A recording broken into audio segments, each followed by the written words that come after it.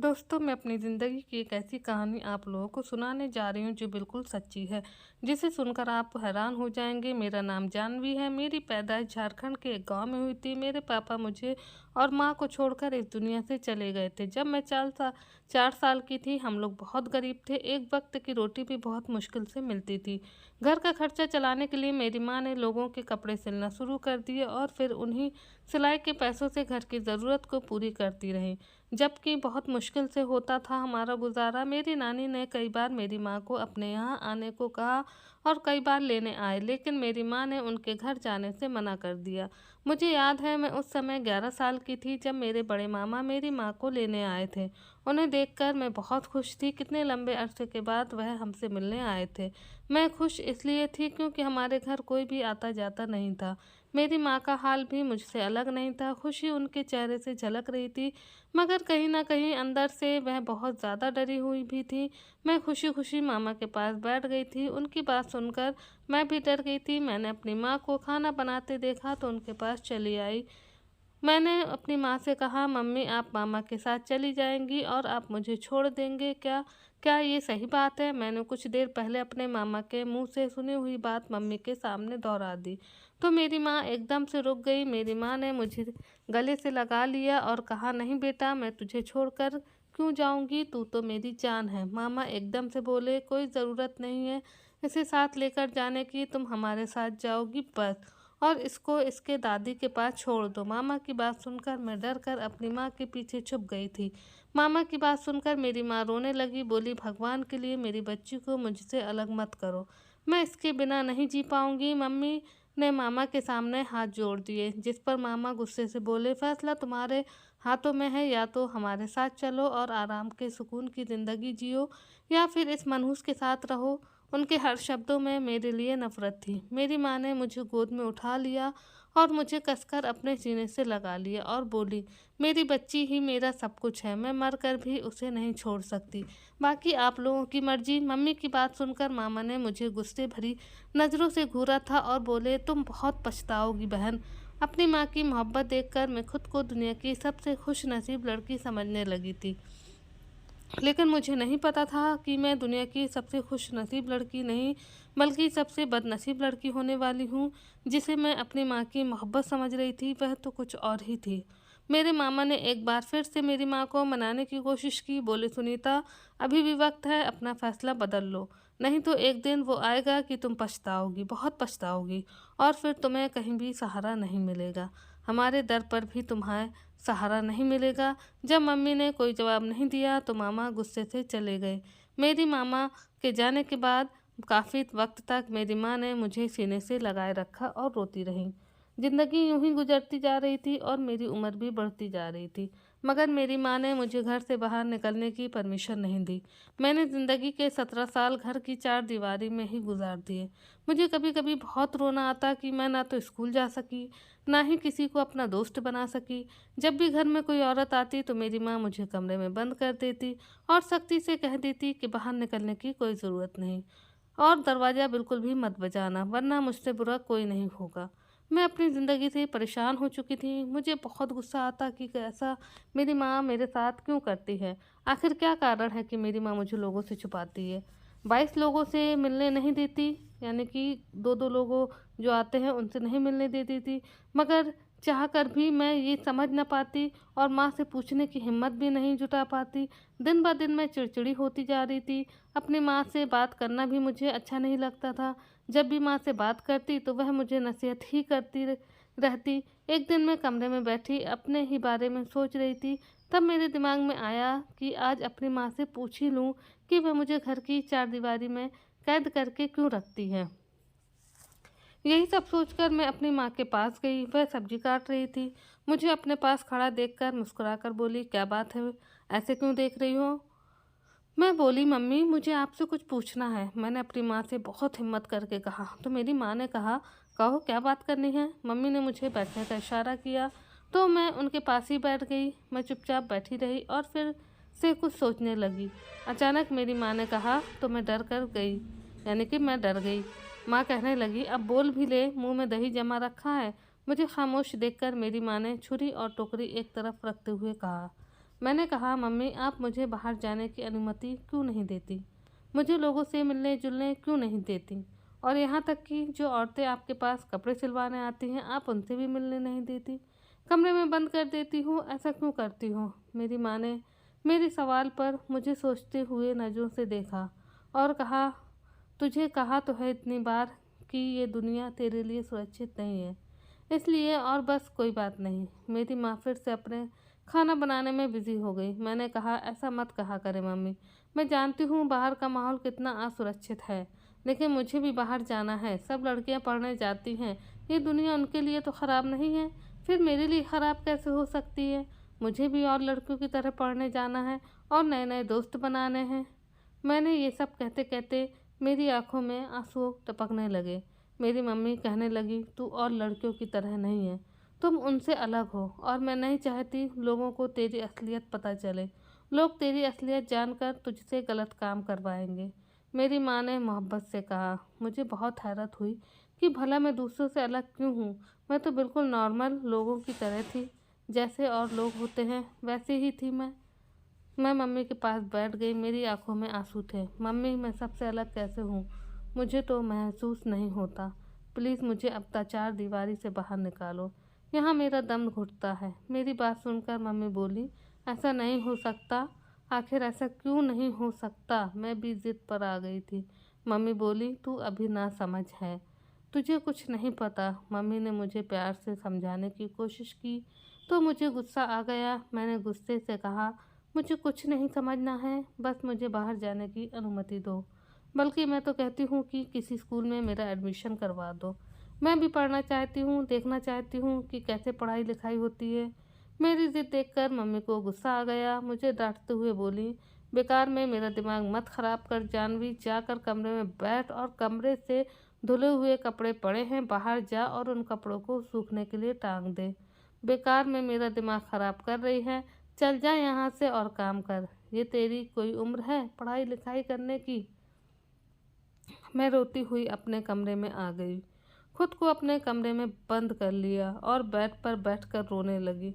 पता नहीं मेरे अंदर कौन सी खूबी थी जिसकी वजह से मेरी माँ मुझे दुनिया की नज़रों से बचाना चाहती थी। मुझे तो अपने अंदर कोई भी बदलाव महसूस नहीं होते थे। आम इंसानों की तरह ही मेरा शरीर था, उनकी तरह ही मेरा दिमाग काम करता था। फिर पता नहीं मेरी माँ ऐसा क्यों करती थी। यूं ही रोते रोते मैं सो गई। मम्मी मुझे रात का खाना खाने के लिए बुलाने भी नहीं आई थी। अचानक रात के 2 बजे मेरी आँख खुली तो मैं पसीने से तरबतर थी। मेरा पूरा शरीर काँप रहा था। शायद कोई बुरा सपना देखा था। याद भी नहीं आ रहा था कि सपने में क्या देखा था, लेकिन शायद कोई डरावना सपना ही था। आँख खुल गई थी और अब नींद भी नहीं आ रही थी। धीरे धीरे खुद को रिलैक्स किया और यूं ही बिस्तर पर लेटी रही। फिर भगवान को याद किया कि हे भगवान, मुझे नर्क से बाहर निकालो। यहाँ मेरा दम घुटता है, मैं भी बाहर की दुनिया देखना चाहती हूँ। फिर पता नहीं कब मेरी आँख लग गई। दोबारा आँख खुली तो सुबह के 12 बज रहे थे। लेकिन मैं ये देखकर हैरान थी कि मैंने सपने में देखा था वही सब कुछ मेरी आंखों के सामने हो रहा था। रात को मैंने सपने में देखा था कि मेरी मामा मेरी माँ से लड़ झगड़ रहे हैं और वही सब कुछ मेरी आंखों के सामने हो रहा था। मेरे मामा आए हुए थे और वह मेरी माँ से लड़ाई कर रहे थे। लड़ाई का टॉपिक भी वही था जो रात मैंने सपने में देखा था। मामा बार बार मेरी माँ से अपने साथ चलने को कह रहे थे और मेरी माँ एक ही जिद पर अड़ी हुई थी कि मैं तन्वी को अकेला छोड़कर नहीं जाऊंगी। मुझे बहुत हैरत हुई। जिस माँ को अपनी बेटी की खुशियों की कोई परवाह नहीं थी, उसको घर में कैद करके रखा गया था। अपनी बेटी की कोई भी बात नहीं मानती थी। उसी बेटी के लिए वो अपने भाई से लड़ झगड़ रही थी, उनके साथ चलने के लिए तैयार नहीं थी। अपने घर पर रहकर रूखी सूखी खाने को तैयार थी। जब मम्मी किसी तरह नहीं मानी तो मेरे मामा मेरे पास आए और गुस्से से मुझे देखते हुए बोले, तन्वी, ये सब कुछ तुम्हारी वजह से हो रहा है। और फिर चले गए। मम्मी भी अपनी आंखों को पोंछते हुए दोबारा अपने कामों में लग चुकी थी। फिर धीरे धीरे मैंने महसूस किया कि मैं जो भी सपना देखती हूँ वह सच हो जाता है। मेरी माँ को इस बारे में सब कुछ पता था और शायद वो इसीलिए मुझे छुपा कर रखी थी कि मेरी ये खूबी किसी को पता न चले। लेकिन सच तो सामने आ ही जाता है, उसे कितना ही छुपाओ। अब मैं 28 साल की होने वाली थी और मेरी माँ को मेरी शादी की कोई फ़िक्र नहीं थी, ना ही वे इस घर में कोई बात का कोई ज़िक्र करतीं। धीरे-धीरे मैंने अपने हालात से समझौता कर लिया था। खुद में मगन रहती, ज़्यादातर चुपचाप ही रहती, कोई बात ना करती थी। कभी-कभी तो मेरी हालत को देखते हुए मम्मी मुझसे कहती कि इस तरह गुमसुम मत रहा करो, हँसते बोला करो, काम में खुद को व्यस्त रखा करो। लेकिन मैं किससे हँसती बोलती, किस काम में खुद को व्यस्त रखती। कपड़े सिलने के अलावा मुझे कोई काम नहीं आता था। पढ़ाई लिखाई भी नहीं आती थी कि किताबें पढ़ने बैठ जाया करती और थोड़ा टाइम पास कर लेती। और फिर एक दिन वो आ ही गया जब दुनिया वालों को मेरे सच का पता चला था। एक दिन मम्मी सिले हुए कपड़े देने के लिए गई हुई थी। मैं घर पर अकेली थी कि तभी हमारे घर के दरवाजे पर किसी ने दस्तक दी। मैंने कुछ सोचते हुए दरवाज़ा खोल दिया। सामने एक औरत खड़ी थी। वह मुझे देखते हुए बोली, तुम सुनीता की बेटी हो ना? मैंने हाँ में सर हिला दिया। मुझे अविश्वास से देखने लगी और आकर अंदर चारपाई पर बैठ गई। उसकी इस तरह देखने से मैं डर गई। मैंने फिर कहा, हाँ मैं तन्वी हूँ, सुनीता की बेटी। मुझे डर भी लग रहा था कि अगर मम्मी आ गई और अगर उन्होंने मुझसे पूछा कि तुम इस औरत के सामने क्यों आई, तुमने दरवाज़ा क्यों खोला, तो मैं मम्मी जी को क्या जवाब दूंगी। अरे तन्वी बेटा कहाँ खो गई, एक गिलास पानी तो पिला दे। आंटी की बात सुनकर मैं शर्मिंदा हो गई और जी अच्छा कहकर किचन में चली गई और उनकी तरफ पानी का गिलास बढ़ाया। पानी का गिलास लेते हुए आंटी बोली, एक बात बता बेटी, तेरी माँ तुझे सबसे छुपाकर क्यों रखती है? मैं क्या जवाब देती, चुपचाप खड़ी रही थी। वो औरत खुद ही बोलने लगी है, हर वक्त घर के अंदर रहती हो, कभी कभी आ जाया करो हमारे घर, बच्चों के साथ मन लगा रहेगा। आंटी से बातें कर ही रही थी कि मम्मी जी आ गई। मुझे उस औरत के पास रह देखकर मम्मी की आंखों में गुस्सा उभर आया। मुझे आंखों से अंदर जाने का इशारा किया और वहीं आंटी के पास बैठ गई। आंटी पूछने लगी, अरे सुनीता, ये तेरी बेटी तन्वी है ना? कभी देखा ही नहीं इसे, हालांकि हम सब साथ रहते हैं। मम्मी का जवाब सुनने के लिए कमरे का दरवाज़ा खोलकर सुनना चाहती थी कि मम्मी उस औरत को क्या जवाब देंगी। और फिर मेरी मम्मी ने जो जवाब दिया उसे सुनकर मैं हैरान हो गई। कोई माँ अपनी बेटी के बारे में ऐसा कैसे बोल सकती है? मम्मी ने उस औरत से कहा था कि मुझे अपनी बेटी पर शक है कि कहीं वह कोई गलत कदम न उठा ले, इसलिए मैं उसको घर के अंदर बंद रखती हूँ। गुस्से से मेरा पूरा शरीर काँप रहा था। मैंने सोचा मम्मी से इस बारे में ज़रूर बात करूँगी। मैं इस औरत के जाने का इंतज़ार करने लगी और कमरे में टहलने लगी। थोड़ी देर बाद मम्मी कमरे में आई तो उनका गुस्सा देखकर मैं कहाँ खो गई। मेरा गुस्सा तो कहीं गायब हो गया था। मम्मी के गुस्से को देखकर उनका चेहरा गुस्से से लाल हो रहा था, आंखों से चिंगारियाँ निकल रही थीं। मैंने उन्हें इस रूप में पहले कभी नहीं देखा था। वह चिल्लाती हुई बोली, तन्वी, तेरी हिम्मत कैसे हुई दरवाज़ा खोलकर उस औरत से बात करने की? मेरे हलक से तो जवाब ही नहीं निकल रहा था। मैं अटकते हुए बोली, मम्मी गलती हो गई, मुझे प्लीज़ मुझे माफ़ कर दो, आइंदा से ऐसा नहीं होगा। मैं डर से थर थर काँप रही थी। मुझे देखकर मम्मी का गुस्सा थोड़ा शांत हुआ और मुझे समझाते हुए बोली, देखो तन्वी, मैं तेरी भले के लिए ही कहती हूँ। अगर लोगों को पता लग गया कि तू जो सपने देखती है वह सच हो जाते हैं तो लोग तेरा सच जीना हराम कर देंगे। तेरी ज़िंदगी बहुत मुश्किल हो जाएगी। बस इसीलिए तुझे लोगों से बचा कर रखी हूँ। लेकिन मैं और मम्मी दोनों ही इस बात से बेखबर थे कि कोई बाहर खड़ा हमारी बातें सुन रहा है। कदमों की आहट पर बाहर आकर देखा तो आंगन में कोई नहीं था। मैं कपड़े सिलाई करने बैठ गई और मम्मी खाना बनाने लगी। अगले दिन कुछ औरतें हमारे घर आईं और मम्मी से बोली, प्लीज़ सुनीता बहन, हमारी मदद करो, हम बहुत परेशानी में हैं। तुम ही हमारी परेशानी दूर कर सकती हो, क्योंकि तुम्हारे पास तन्वी जैसी बेटी है और तन्वी के पास वो शक्ति है, वह किसी की भी परेशानी दूर कर सकती है। उन औरतों की बातें सुनकर मम्मी कुछ देर तो बोल ही नहीं पाई। फिर जब कुछ होश में आई तो मम्मी ने उन औरतों को भगा दिया, ये कहकर कि ये क्या बकवास कर रही हो, मेरी तन्वी में ऐसा कुछ भी नहीं है, वह भी आम लड़कियों की तरह है। लेकिन वो औरतें किसी तरह मानने को राज़ी नहीं थी। कहने लगी, हमें पता है तन्वी सब कुछ कर सकती है, हम मुंह मांगी कीमत देने को तैयार हैं, बस हमारा काम करा दो। लेकिन मम्मी ने उनकी एक नहीं चलने दी। वो औरतें घर से चली गईं। उन औरतों को जाने के बाद मम्मी फिर गुस्से से मेरे तरफ आईं और कहने लगी, ज़रूर तुमने उस औरत से कोई बात कही होगी, तभी इन सबको पता चला है। मैं मम्मी को सफाई देती रही कि मम्मी, मैंने उस औरत से कुछ भी नहीं कहा था, पता नहीं लोगों को कैसे पता चल गया। अगले दिन वही औरतें फिर से आ गईं। इस बार अपने साथ अच्छे खासे पैसे लेकर आई थीं। उन्होंने ढेर सारे पैसे मम्मी जी के सामने डाल दिए और कहने लगीं, ये सब तुम रख लो, बस हमारी परेशानी दूर करवा दो। अपनी बेटी से कहकर मम्मी कुछ देर सोचती रहीं, फिर बोली, ठीक है, मैं तन्वी से बात करती हूँ। वह सब औरतें खुश हो गईं और मुझे दुआएं देती हुई चली गईं। सुनीता, तेरी बेटी हमेशा सुखी रहे। उन औरतों के जाने के बाद मम्मी बोली, देखा तन्वी, इसलिए मैं तुझे सबसे छुपा कर रखी थी। अब ये लोग तुझे पागल कर देंगे। मैंने मम्मी से माफ़ी मांगी। मम्मी, मुझे माफ़ कर दो, ये सब मेरी वजह से हुआ। मम्मी ने मुझे गले लगा लिया और कहा, परेशान मत हो मेरी बच्ची, इसमें तेरा कोई कसूर नहीं। चल ऐसा कर, जल्दी से ज़रूरी सामान समेट, हम यहाँ से चले जाएंगे। अब हम यहाँ नहीं रहेंगे। लेकिन मम्मी, हम जाएंगे कहाँ? कहीं भी, लेकिन यहाँ नहीं रहना। मम्मी ने और मैंने जल्दी जल्दी कुछ ज़रूरी सामान बांधा और रात के अंधेरे में ही घर से निकल गए। मम्मी ने मुझे रास्ते में बताया कि हम कोई और शहर जाएंगे। शहर का नाम सुनकर मैं खुश हो गई कि शायद मुझे अब कुछ आज़ादी मिलेगी। शायद शहर पहुंचकर मम्मी मेरी शादी भी करवा दें। मम्मी मुझे लेकर अपनी एक सहेली के घर गई। मम्मी की सहेली हमें इस तरह देखकर बहुत हैरान हुई, लेकिन मम्मी ने पता नहीं उन्हें कौन सी कहानी सुनाई कि मम्मी की सहेली इतनी हमदर्द बन गई कि हमें अपने साथ रखने के लिए तैयार हो गई।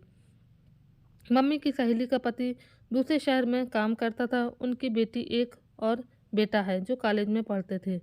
धीरे धीरे दिन गुजर रहे थे। जब आंटी के बच्चों को पढ़ता देखती तो मेरा दिल भी करता पढ़ाई करने का, लेकिन मुझे पता था अब ये मुमकिन नहीं, इसलिए अपने दिल की ख्वाहिशों को मार कर रह जाती।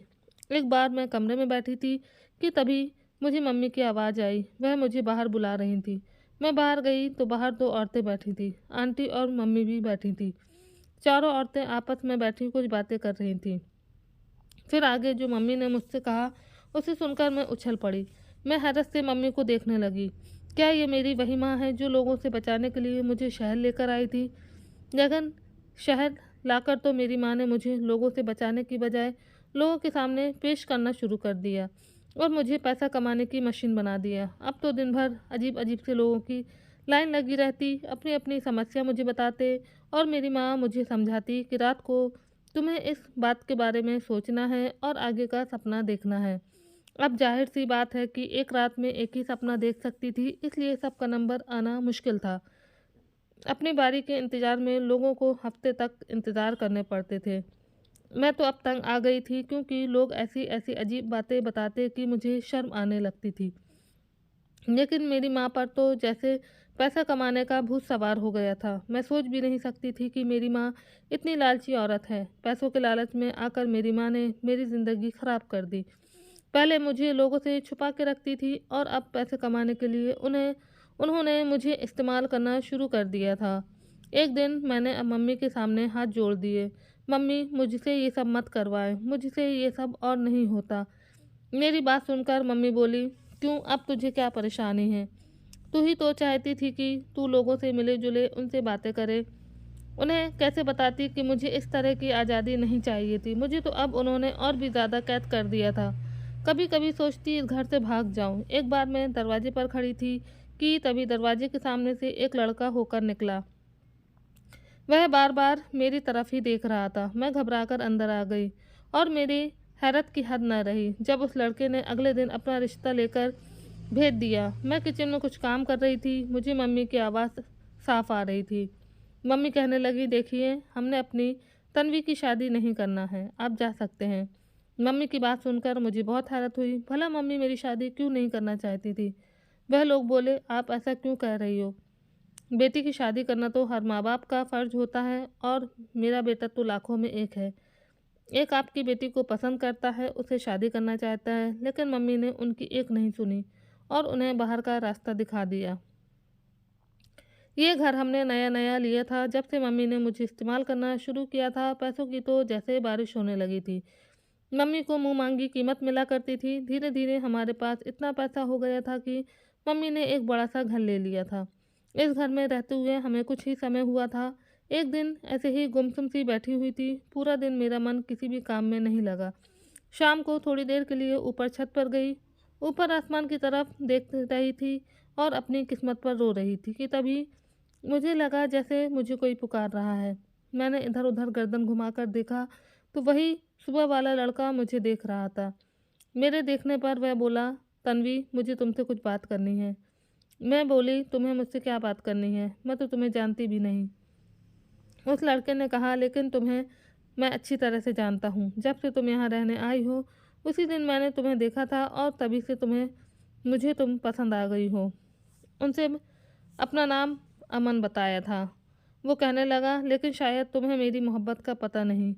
मैं तुमसे बहुत मोहब्बत करता हूँ, इसलिए मैंने अपने माँ बाप को तुम्हारे घर भी भेजा था, लेकिन तुम्हारी माँ ने मना कर दिया। क्या मैं इसकी वजह जान सकता हूँ? अब मैं अमन को क्या वजह बताती, वह तो मैं खुद भी नहीं जान पाई थी। लेकिन अमन को टालते हुए बोली, शायद मेरी माँ मुझे खुद से अलग नहीं करना चाहती, इसलिए। मेरी बात सुनकर अमन जोर से हंसा था। कहने लगा, तो बहुत मासूम हो तन्वी, मेरे घर तो तुम्हारे घर के बिल्कुल पास है। तुम जब चाहो शादी के बाद अपनी माँ से मिल सकती हो। ये तो कोई वजह समझ में नहीं आई। फिर अमन अपनी बात जारी रखते हुए बोला, तन्वी, मैं तुम्हें ज़िंदगी की सारी खुशियाँ दूंगा। प्लीज़ अपनी माँ को शादी के लिए मना लो। मैंने अमन की बातों का कोई जवाब नहीं दिया और नीचे उतरने लगी। नीचे उतरते हुए मैंने सुना अमन कह रहा था, मैं जवाब का इंतज़ार करूँगा। मैं धड़कते दिल के साथ नीचे उतर आई। पता नहीं मेरा दिल इतनी ज़ोरों से क्यों धड़क रहा था। अब तो मेरा दिल रोज़ अमन से बातें करने के लिए मचलने लगा। मैं रोज़ शाम को ऊपर छत पर जाती और अमन से ढेरों बातें करती। उसका हल्के से मुस्कुराना, बीच बीच में मेरी तारीफ़ें करना मुझे बहुत अच्छा लगता था। मैं जब भी अमन से मिलती तो उसका एक ही सवाल होता, तुम अपनी मम्मी को शादी के लिए कब राज़ी करोगी? एक दिन मैं और अमन ऐसे ही आपस में बातें कर रहे थे कि तभी मेरी माँ ऊपर आ गई। मुझे अमन से बातें करते देखकर वह गुस्से से कांपने लगी। मेरे बाजू को कस के पकड़ते हुए मुझे खींचते हुए नीचे ले आई और चीखते हुए बोली, तन्वी, तूने मेरी इज्जत खाक में मिला दी। मम्मी ने मुझे कमरे में बंद कर दिया और कहा, अगर तू कमरे से बाहर निकली और उस लड़के से कोई भी बात की तो तेरा और मेरा रिश्ता हमेशा के लिए ख़त्म हो जाएगा। कमरे में बंद हुए मुझे 2 दिन हो चुके थे। मम्मी खाना देती और चली जाती और कमरे को बाहर से लॉक कर देती। मैं अंदर ही अंदर घुट रही थी। एक रात मैंने ऐसा सपना देखा जिसे देखकर मैं दहल गई। मैं पूरे पसीने से भीग चुकी थी और बार बार खुद से कह रही थी, नहीं न, ऐसा नहीं हो सकता। मैं डर के मारे थर थर काँप रही थी मुझसे, क्योंकि मुझे पता था कि मेरे सारे सपने सच हो जाते हैं। फिर ये जो सपना मैंने देखा था, क्या ये भी सच हो जाएगा? नहीं, ऐसा नहीं हो सकता। अगले दिन मम्मी मेरे पास आएंगी और कहने लगी कि मुझे तुम्हारी शादी है। तुम्हें शादी का बहुत शौक है ना? मैंने तुम्हारी शादी पक्की कर दी है। लेकिन मम्मी के मुंह से ये बात सुनकर मेरे सर पर तो आसमान ही गिर पड़ा। ये तो मुझे पता था कि मम्मी अमन के साथ मेरी शादी हरगिज़ नहीं करेंगी। फिर भी शायद उम्मीद की एक डोर थी। मैंने हकलाते हुए पूछा, किसके साथ? किसी के भी साथ, लेकिन उस लफंगे अमन के साथ नहीं। मम्मी की बात सुनकर मैं रोने लगी, लेकिन मम्मी को मेरे ऊपर दया नहीं आई। अगले दिन कुछ लोग भी आ गए थे, शायद मेरी होने वाली ससुराल से थे। जब अमन को पता चल लगा तो वह भी दौड़ता हुआ मेरे घर आ गया था। वह लोगों की परवाह ना करते हुए एकदम से मेरे पास आया। कहने लगा, तन्वी, तुम ऐसा नहीं कर सकती। तुम तो मुझसे प्यार करती हो ना, और मैं भी तुमसे प्यार करता हूँ। तुम सिर्फ मेरी हो, सिर्फ मेरी। मम्मी ने अमन को जोर से धक्का दिया था, दूर हो जा मेरी बेटी से, लेकिन अमन तो जैसे पागल हो रहा था। उसने मेरा हाथ खींचते हुए कहा, चलो हम यहाँ से चलते हैं। तुम अभी के अभी मेरे साथ चलो। मम्मी ने आगे बढ़कर मेरा हाथ अमन के हाथों से छुड़ाया और एक बार फिर से जोरदार धक्का अमन को दिया। अमन होश में नहीं था। अमन लड़खड़ाता हुआ सामने पड़ी लोहे की टेबल से टकरा गया। उसका सर टेबल के कोने से लग गया और उसका सर से खून बहने लगा। मैं बहुत ज़्यादा डर गई और उसे उठाने की कोशिश करने लगी। मैं ज़ोर ज़ोर से रो रही थी और कह रही थी कि प्लीज़ कोई हेल्प करो, कोई हॉस्पिटल पहुंचाओ, ये मर जाएगा। और फिर तभी मुझ पर पागलपन सवार हो गया। टेबल पर रखी फ्रूट बास्केट से मैंने चाकू उठा लिया और जाकर अपनी मम्मी के सामने खड़ी हो गई। मैं गुस्से से कहते हुए अपनी मम्मी से बोली, अभी के अभी अमन को हॉस्पिटल लेकर चलो, नहीं तो। मेरा ये रूप देखकर मम्मी के से तो आवाज़ ही नहीं निकल रही थी। बस वह आंखें फाड़े मुझे देख रही थी। जब मैंने दोबारा चिल्लाकर कहा कि अमन को हॉस्पिटल लेकर चलो, तब उन्हें होश आया और जल्दी जल्दी अमन को हॉस्पिटल ले जाया गया। अमन बेहोश हो चुका था, उसके सर से काफ़ी खून बह चुका था। मैं रास्ते भर रोती रही, अमन अमन पुकारती रही। अमन का सर गोदी में रखा हुआ था। अमन आंखें खोलो, तुम्हें कुछ नहीं हो सकता, मैं तुम्हारे बगैर मर जाऊंगी। अमन, ये दुनिया बहुत बेदर्द है। तुम्हारे तुम्हारे प्यार ने ही मुझे सहारा दिया था, और अब तुम भी आंखें नहीं खोल रहे। कुछ तो बोलो अमन। हॉस्पिटल में डॉक्टर अमन का चेकअप कर रहे थे। हम सब लोग बाहर बैठे हुए थे। अमन के माँ बाप भी आ गए थे। मैं चेयर पर बैठी हुई आंसू बहा रही थी जब मम्मी उठकर मेरे पास आई थी। मम्मी को देखकर मेरी आंखों में नफरत की चिंगारियां उठने लगी। मैंने कहा, मम्मी, अगर मेरे अमन को कुछ हो गया तो मैं आपको ज़िंदगी भर माफ़ नहीं करूँगी। आपने मुझे पूरी ज़िंदगी खुशियों के लिए तरसा कर रखा है, और जब भगवान ने मेरी झोली में खुशियाँ डालना चाहीं तो आपने उन खुशियों को भी छीन लिया। आप दुनिया की सबसे बुरी माँ हो।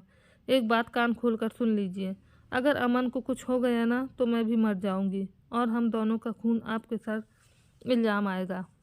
मम्मी ने मेरे दोनों हाथ पकड़ लिया और बोली, मुझे माफ़ कर दे तन्वी। हाँ, मैं हूँ बुरी माँ, बहुत बुरी। मैं तेरी खुशियों की कातिल हूँ।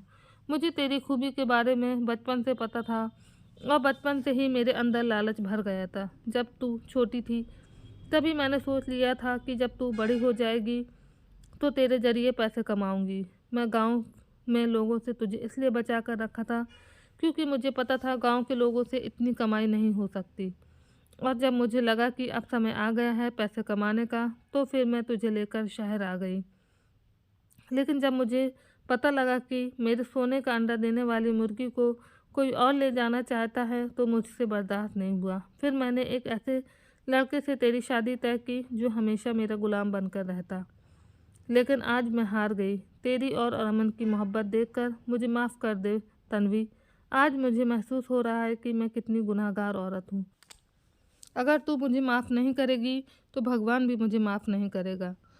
मुझे तेरी और अमन की मोहब्बत से अब कोई एतराज़ नहीं है। भगवान ने चाहा तो अमन अच्छा हो जाएगा, और मैं खुद अपने हाथों से तेरी शादी अमन के साथ करूँगी। बस तुम मुझे माफ़ कर दो। मम्मी की आंखों में आंसू थे, पश्चाताप के आंसू, पर फिर भी मैं नहीं पिघली, और मैं अपनी माँ को माफ़ नहीं किया। चाहे जैसी भी थी, मेरी माँ थी, लेकिन मेरी माँ को मेरे साथ ऐसा नहीं करना चाहिए था। मुझे हर चीज़ से दूर रखा, ना पढ़ने दिया, ना ही दुनिया को जीने दिया, और जो मेरी दुनिया थी उसे भी आज छीनना चाहती थी। भगवान का शुक्र है कि अमन ठीक हो गया।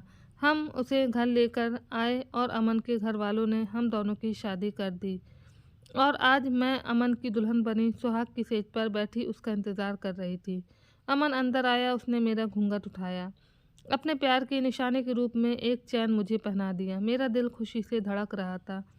आज सही मायनों में मेरा सपना सच हुआ था। मेरी ज़िंदगी में अब खुशियाँ ही खुशियाँ थीं। अमन ने मुझे इतनी मोहब्बत दी कि मैं अपने पुराने सारे दर्द भूल गई। आज भगवान का जितना धन्यवाद करूं कम है। दोस्तों, मैं अमन के साथ शादी करके घर तो आ गई, पर मेरी माँ उस घर में अकेली तनहा रोती रही, तड़पती रही, और आज भी मेरे घर आकर कहती है कि मुझे माफ़ कर दो। तो आप ही लोग बताएं, मुझे क्या मैं अपनी माँ को माफ़ कर दूं जिसने मेरे साथ इतना कुछ किया? तो कमेंट करके ज़रूर बताना, और हाँ, वीडियो को लाइक, चैनल को सब्सक्राइब